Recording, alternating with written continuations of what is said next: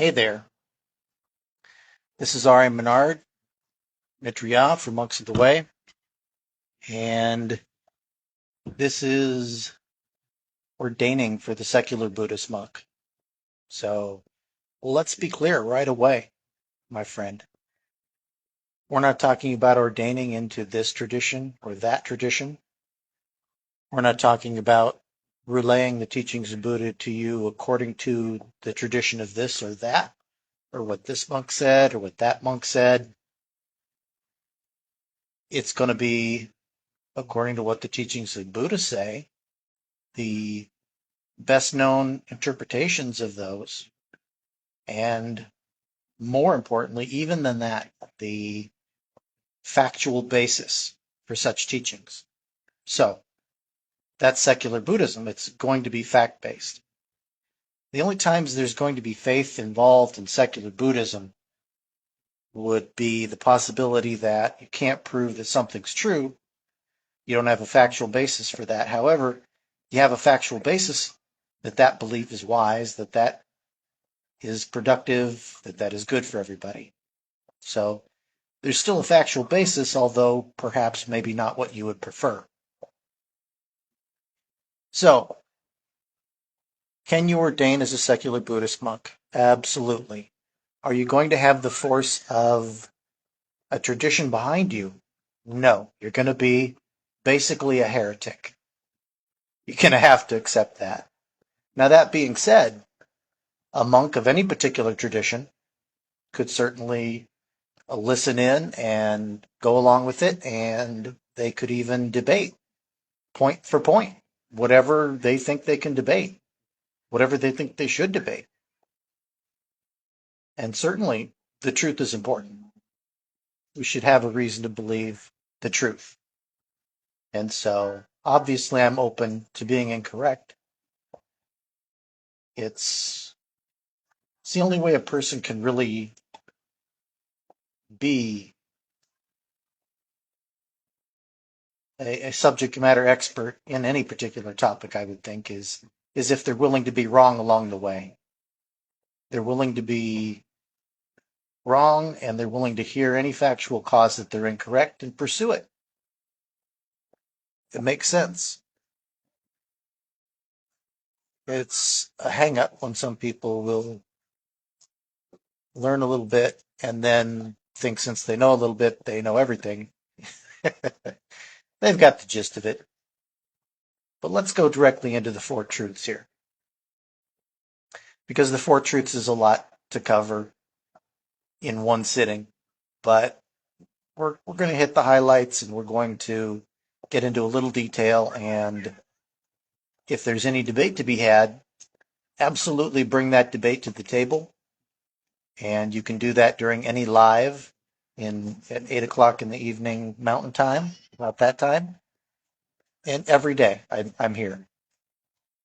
And no matter what the particular topic might be, you could still debate any particular truth you like.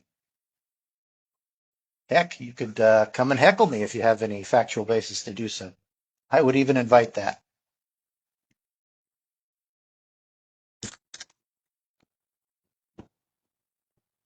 Random product placement, Rockstar Focus, energy and mental boost. It's mixed berry flavor. Kind of got a cream flavor to it. Kind of nice. It does have 200 milligrams of caffeine, so got to keep that in mind. So when we're talking about the Four Truths, let's talk about this the way we know these things, not the way we think they are, not the way we hope they're going to be, we wish they would be, not the way we necessarily understand them even, but the way they really are. So we want to be beyond those levels and reach the truth. And our senses will deceive us, so we need to use our intellect here. The Four Truths are important as a foundational basis, and that's why I'm going to say it as plainly as I can and as clearly as I can here. And I know that it's going to minorly conflict with some of the traditions, some of the traditional ways that it's interpreted. And that's okay. Because once again, I'm talking about the factual basis here. I'm not going with a dogma. I am not going to be beholden to a tradition and what it says. We're going to go ahead and just talk the truth here. We're going to be plain. We're going to talk the real. So, first of all, life is suffering. You better believe if you're going to be alive, you're going to suffer. And how much suffering, you might ask? What kind of suffering? Can you be more specific? Well, yes and no. I can use the word that was specifically used in the teachings of Buddha, which means the wobbling of a wagon wheel, which is something you absolutely shouldn't ignore. You'd be foolish to ignore, because the wobbling of that wheel means that something's wrong and it needs to be addressed. It could mean some inconvenience, and when you get to your destination, you could have it fixed. It might mean that before you can even check it, it's going to flip over your wagon and kill you, or damage your horses or your goods, destroy your wagon, destroy your entire livelihood, destroy your life, maybe that of your family. It's serious, but we don't know how serious. We don't know what level of suffering. It's an unknown level of suffering. And when we make such a general sweeping statement, what else could be true? What else could be true? So we know that if we live, we're going to suffer. And right away, I'll interject what some of the traditions will say. And they'll say that life is just an inconvenience. And I would say you don't have any compassion if that's the case. Yeah, for instance, somebody the other day had mentioned their master said that they hadn't, their teacher, said that they hadn't had any serious suffering in years. And I've got to say, if that's true, then you have lost your humanity. You've really lost your compassion. You've lost your way. Because the world is on fire. And horrible, heartbreaking things are happening. And if you're dead to those things, you've lost it. As the kids would say, you've lost the plot.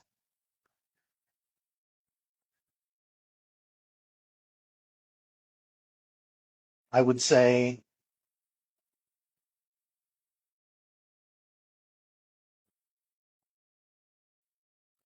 some people say also that, well, let's wait for that till later.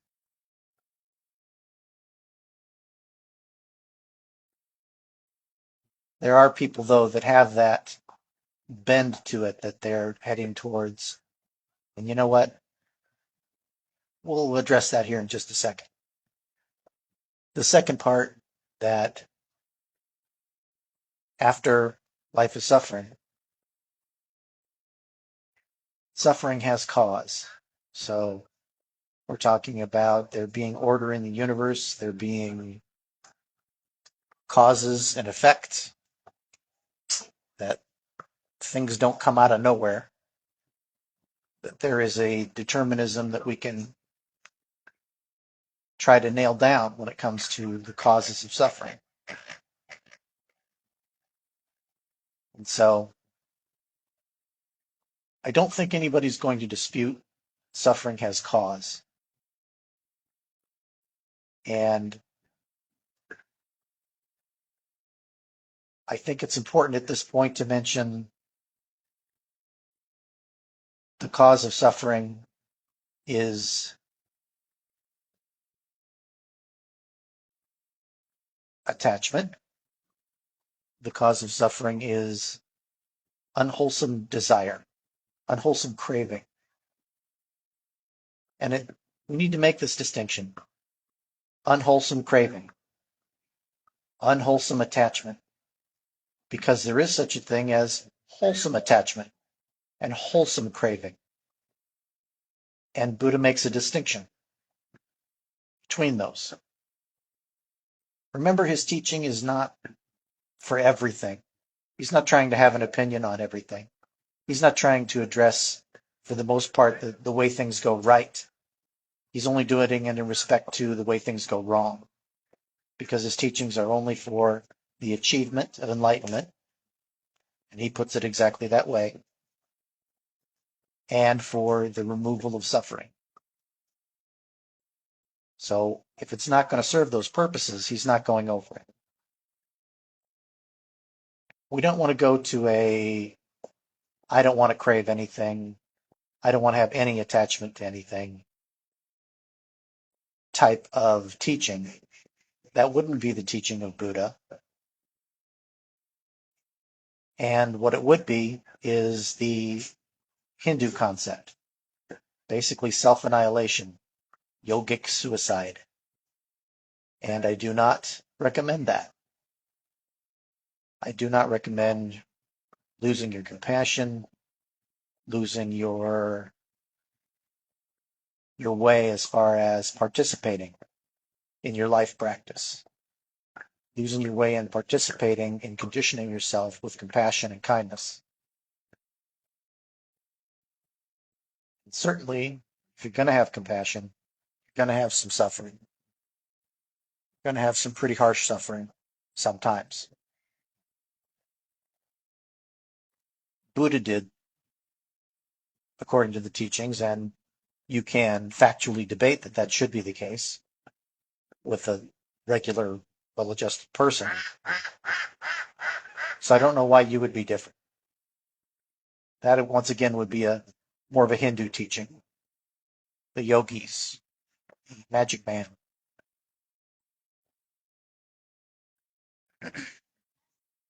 And we could debate those teachings, but we're not going to do that right now.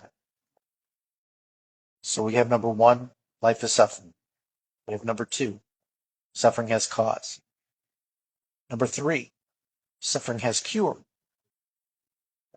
We can root out this unwholesome craving.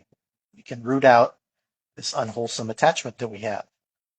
And let's be clear, attachment means you can't let go of it. Doesn't mean something you really like that you can let go of. It's something you're attached to. You can't let go of it. And so we know that we are conditioned creatures. And we know that we can condition ourselves. We know from our own experience, no matter who we are, that there are ways to root out the causes of suffering. We've seen it with any particular sufferings in our lifetime. Simple, complex. We've seen it. So we shouldn't question that it's true. We've seen it over and over, and we can demonstrate with factual debate how this works. We're talking specifically about unwholesome craving, though, unwholesome attachment. So let's start with a known addiction that people could probably identify with. Smoking or drinking, that kind of thing. There are certainly so many types of addiction that we have. These things that we've made into compulsive behaviors. We've been conditioned that way. And we can uncondition. We can condition ourselves in a different way, in a different direction. But it's something where we can't just use our experiences and I feel like this and therefore it's true. We're going to have to use our intellect. We're going to have to use fact-based discernment. Our senses will deceive us. We know this. I'm going to go to number 4 because we've got number 1, life is suffering. Number 2, suffering has cause. Number 3, suffering has cure. Number 4, suffering has end. There's a promise of the end of all suffering, but that's not going to happen unless you're dead. Refer to number 1. If you're going to live, you're going to suffer. But if you're prepared when that happens on that day, then you don't have to come back. You don't have to go through it anymore. If you have this craving for the sensations, for the mental masturbations that go on in the world, when you're there, you're going to come back. No matter what you've achieved, no matter how far you think you've progressed in knowledge, spirituality, purity, none of that will matter if you can't let go of it. If you don't pick it up again because you really crave it. So we don't want to go to the nth degree. And once again, this is the middle way. I didn't mention it in this video, but in this sitting, but the middle way, extremes. You don't want to go to the extremes. You don't want to just do a little. And you don't want to go overboard and go to the nth degree and go to that extreme. There's a middle way. There's a middle way that's wise and productive and good for everybody. And that's where you want to be. I am a subject matter expert, sure. Should you believe me? Well, you should think I might be right. You should listen to the argument that I make when I debate the truth of these things. But as far as just belief, no, I don't think so. I think you should be skeptical of me. You should be skeptical of any monk or guru or wise person. You should be skeptical of Buddha himself, the teachings of Buddha.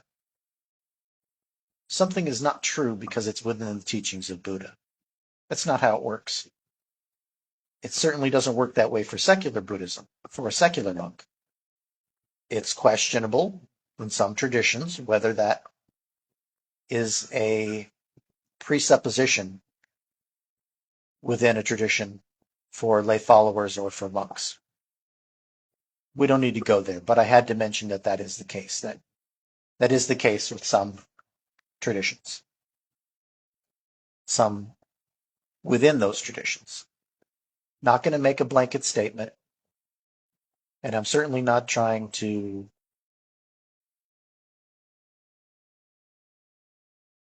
be overly critical of any traditions, because all of the traditions have some great things to offer. All of the Buddhist traditions.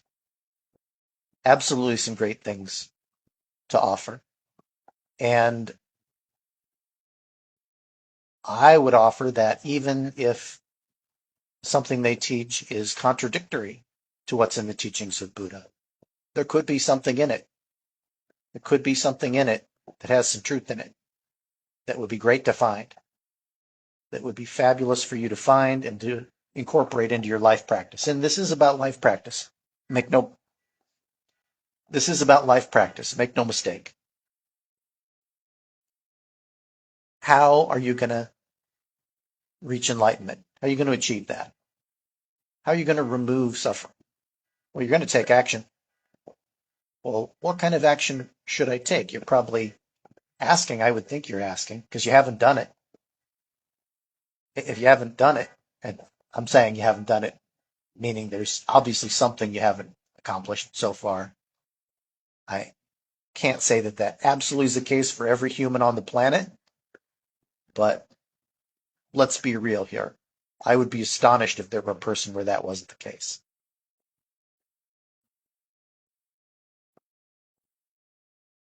You're going to have to practice.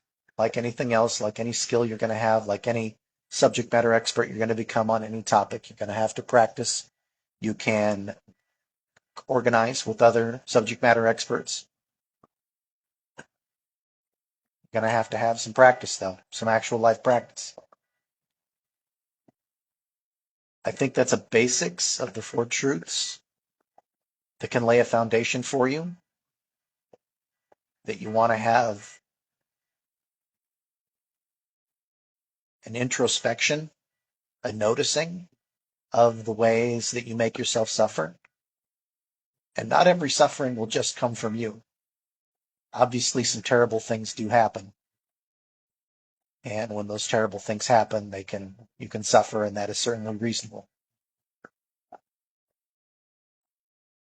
Wouldn't be any fault of your own, necessarily.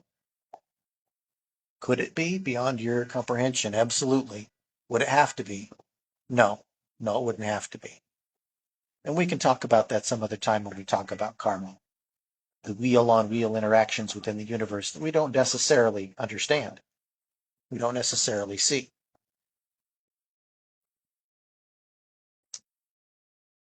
But as you go through these ordaining video with these concepts, remember, be a skeptic.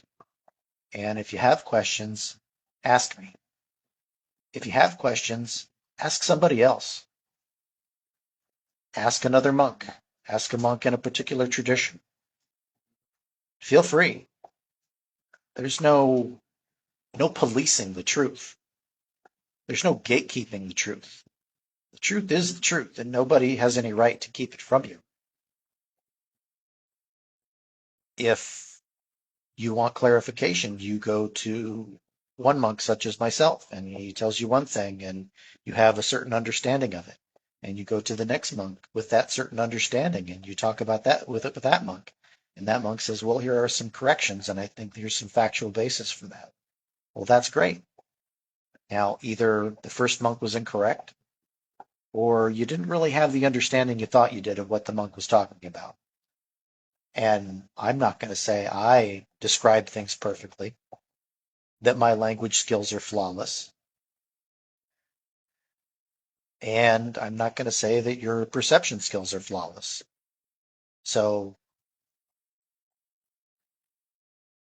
you cross that bridge when you get to it. But you should be aware that that bridge exists. And that's what I'm trying to say. So I appreciate people stopping by for this particular live. This is number 1, and I'm doing this every day. So maybe not every day will I do an ordaining video, but, well, I figured I needed to lay it out for people so that they didn't need to talk to me about it personally. At least at first, they could go ahead and just watch the videos and go from 1 to probably 100 and go through it methodically and go through it not just with me if they like to, but other monks as well, other traditions. I say other traditions even though secular Buddhism is not necessarily an established tradition. I'd like to change that, but we need some secular Buddhist monks around the world to make that happen. And there's several of them ordaining right now, but nobody's been fully ordained, and we're going to have to change that. How are we going to change the world if we're not going to make a powerful change in ourselves? In any case, I appreciate everybody. I want the teachings of Buddha to bless you. I want truth to remove delusion the way light removes darkness. And absolutely, I want you to remember that it's a great day to be alive.